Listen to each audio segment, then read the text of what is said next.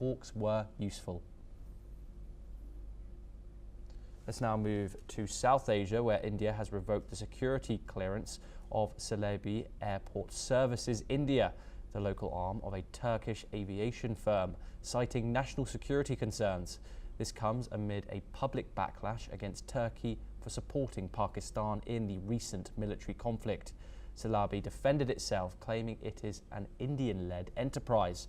The move follows reports of Turkish drones being used by Pakistan during the strikes on Indian bases.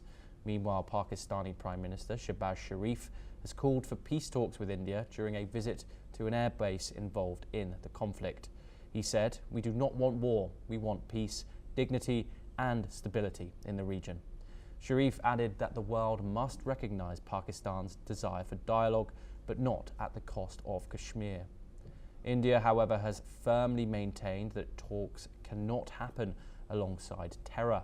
India's Prime Minister Modi reiterated that any future talks would only be about terrorism and Pakistan-occupied Kashmir. India's Defence Minister Rajnath Singh, who visited troops in Srinagar, will head to Bhuj Air Base to review military readiness following Operation Sindoor. Taiwan's President Lee Ching-tai has expressed strong support for his country's armed forces amid growing concerns over fresh Chinese military drills. Lai, who marked 1 year in office next week, visited Army engineers and anti-submarine crews in Kaesong, praising their dedication ahead of the Dragon Boat Festival. Taiwan officials warn Beijing may stage new war games to coincide with the anniversary. Similar to last month's Straight Thunder 2025A exercise, China has called Lai a crisis maker, accusing him of stirring tensions in the region.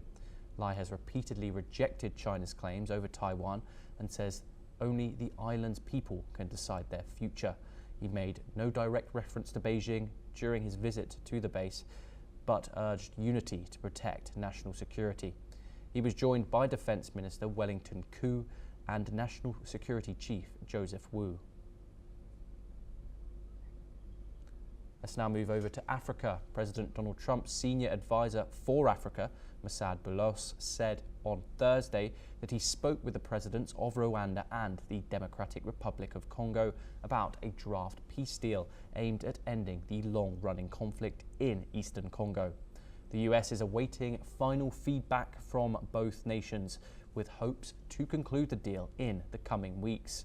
Boulos praised progress and said that both leaders support continued talks involving the US, Qatar and the African Union. The diplomacy follows recent advances by Rwandan-backed M23 rebels who seized major cities and displaced thousands of people. Secretary of State Marco Rubio is prepared to host further talks in Washington.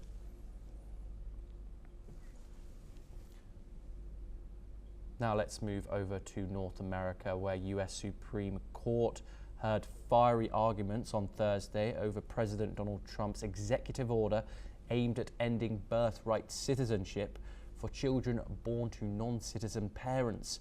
The conservative-leaning court seemed open to limiting nationwide injunctions issued by lower courts, which have blocked the order in multiple states. However, justices, including conservatives, voiced concern over enforcing such a sweeping policy without full legal review. The order, signed on Trump's first day back in office, would deny citizenship to over 150,000 newborns each year unless one parent is a US citizen or green card holder. Critics argue it violates the 14th Amendment and Supreme Court precedent. Outside the court, protesters and lawmakers, including Nancy Pelosi, rallied in opposition. The court has yet to issue a ruling. Now let's move over to Europe, where US singer Chris Brown has been charged with grievous bodily harm with intent following an alleged assault at a nightclub in central London on February the 19th, 2023. He was arrested at a hotel in Manchester early yesterday and remains in custody. He is due to appear before Manchester Magistrates Court today. The charge, authorised by the Metropolitan Police, relates to an incident under the Offences Against the Person Act of 1861. Deputy Chief Crown Prosecutor Adele Kali confirmed that criminal proceedings are active and Brown is entitled to a fair trial. The rhythm and blues singer was on tour and is scheduled to perform across the UK in June and July. Cassandra Cassie Ventura returned to a federal courthouse in Manhattan for a third day of testimony against her former boyfriend and music mogul Sean Diddy Combs. This time she faced tough cross-examination from Combs' defense team. Defense attorney Anna Estavo presented text messages that suggested Cassie willingly participated in the so-called freak-offs, sexual encounters where Combs allegedly hired male prostitutes and watched. The defense argued that Ventura not only anticipated these events, but also helped plan them, sending texts like, "I can't wait either," and "always ready to FO." But on the stand, Ventura said the messages were just words, claiming she often complied out of fear and described the acts as a form of damage control. She testified that refusing Combs often led to violence and that most of her time was spent either participating in a freak-off or recovering from one. Ventura said on Thursday that the encounters felt like a job, one she hated, especially when Combs recorded them. The case remains ongoing. Let's listen in to what Ventura's attorney had to say. What's up?